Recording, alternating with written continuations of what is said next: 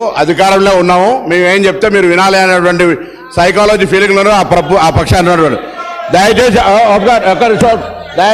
మనసు మార్చుకోండి, mind set మార్చుకోండి. మైండ్ సెట్ మార్చుకోవాల్సిన అవసరం ఉంది. అలా నిన్నటి దాకా 10 ఏళ్ళ అధికారంలో ఉన్న వీళ్ళు ఆర్టీసీకి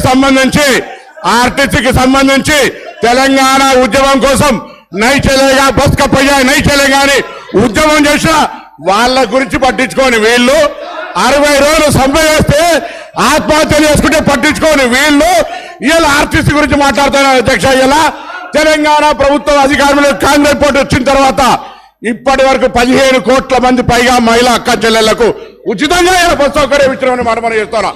535 కోట్ల రూపాయల విలువ కలిగేటువంటి బస్ ఫేర్స్ ను ప్రభుత్వం భరించింది. అధ్యక్ష, ఇలా వీళ్ళు మాట్లాడుతున్నారు. పెద్దలు గౌరవ మాజీ మంత్రి హరీష్ రావు గారు అనాలోచిత డిమాండ్ 15 ఏళ్ళు